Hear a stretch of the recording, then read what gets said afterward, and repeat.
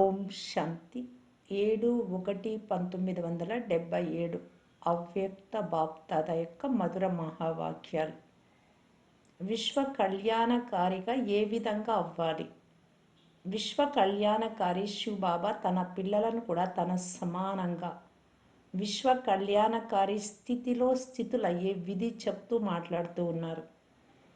అందరూ మాటలకు అతీతంగా శాంతి స్వరూప స్థితులయ్యే అనుభవం ఎక్కువ సమయం చేసుకుంటూ ఉన్నారా? మాటలలోకి వచ్చే అనుభవం ఎక్కువ సమయం చేసుకుంటూ ఉన్నారా? లేక మాటలకు అతీతంగా ఉండేటటువంటి అనుభవం ఎక్కువ సమయం చేసుకుంటూ ఉన్నారా? ఎంతెంత అంతిమ స్థితి అంటే కర్మాతీత స్థితి సమీపంగా వస్తూ ఉంటుందో అంతంత మాటలకు అతీతంగా శాంతి స్వరూప స్థితి అధికంగా ప్రియమనిపిస్తుంది. ఈ స్థితిలో సదా అతీంద్రియ సుఖం యొక్క అనుభూతి అవుతుంది. ఈ అతీంద్రియ సుఖమయ స్థితి ద్వారా అనేక ఆత్మలను సహజంగానే ఆహ్వానం చేయగలరు.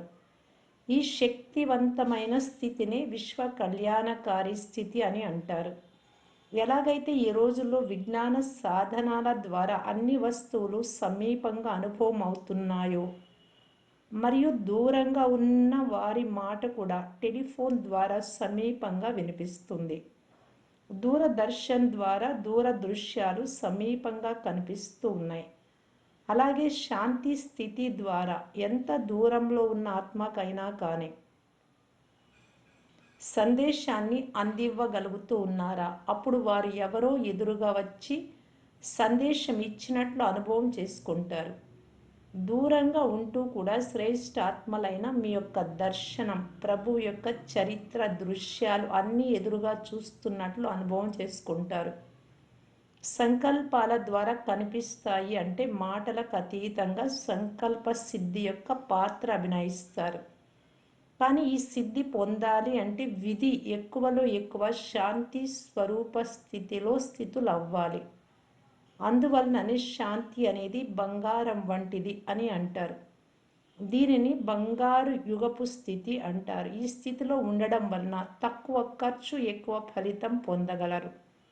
సమయము, శక్తి, స్థూల ధనము అన్నింటిలో తక్కువ ఖర్చు ఎక్కువ ఫలితం పొందేవారిగా అవుతారు. దీనికోసం ఒకే మాట సదా జ్ఞాపకం ఉంచుకోండి. అది ఏమిటి? సమానత. ప్రతి కర్మలో, సంకల్పంలో, మాటలో, సంబంధ సంపర్కాలలో సమానంగా ఉండాలి. అప్పుడు మాట, కర్మ, సంకల్పం, సంబంధ సంపర్కాలన్నీ సాధారణంగా కాకుండా అలౌకికంగా కనిపిస్తాయి అంటే అద్భుతంగా కనిపిస్తాయి. ప్రతి ఒక్కరి నోటి నుండి, మనస్సు నుండి వీరు అద్భుతమైన వారు అనే మాట వస్తుంది. సమయ ప్రమాణంగా స్వపురుషార్థం యొక్క వేగం మరియు విశ్వ సేవ యొక్క వేగం తీవ్ర గతిలో ఉండాలి. అప్పుడే విశ్వ కళ్యాణకారిగా కాగలరు. విశ్వంలో ఎక్కువ ఆత్మలు బాబాను మరియు తమ ఇష్ట దేవతల యొక్క ప్రత్యక్షతను ఎక్కువగా ఆహ్వానిస్తున్నారు. ఇష్ట దేవుళ్లను తక్కువగా ఆహ్వానిస్తున్నారు. దీనికి కారణం ఏమిటి? వారు తమ హద్దు స్వభావ సంస్కారాల యొక్క ప్రవృత్తిలో ఎక్కువ సమయం ఉపయోగిస్తూ ఉన్నారు. ఎలాగైతే అజ్ఞాని ఆత్మలకు జ్ఞానం వినటానికి ఖాళీ ఉండడం లేదు, అలాగే చాలామంది బ్రాహ్మణులకు ఈ శక్తివంతమైన స్థితిలో ఉండటానికి ఖాళీ ఉండడం లేదు. అందువలన ఇప్పుడు జ్వాలారూపంగా అయ్యే అవసరం ఉంది. బాప్దాదా ప్రతి ఒక్కరి ప్రవృత్తిని చూసి నవ్వుకుంటూ ఉన్నారు. ఎంత ఎక్కువగా బిజీ అయిపోయారు అని. చాలా బిజీగా ఉంటున్నారు కదా. మన వాస్తవిక స్థితిలో మనం ఉంటే సిద్ధి పొందుతాము మరియు తేలికగా ఉంటాం.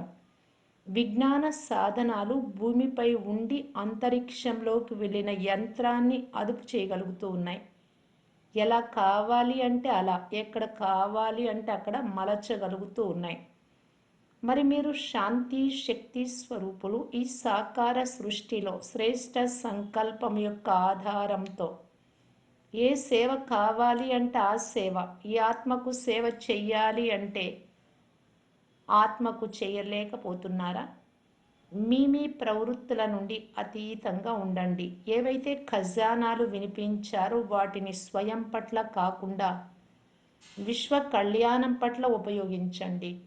ఇప్పుడు ఏం చేయాలో అర్థమైందా? మాట ద్వారా సేవ, స్థూల సాధనాల ద్వారా సేవ, మరియు ధ్వనికి అతీతంగా ఈ సూక్ష్మ సాధనాలైన సంకల్పాల శ్రేష్టత, సంకల్ప శక్తి ద్వారా సేవ యొక్క సమానతను ప్రత్యక్ష రూపంలో చూపించాలి.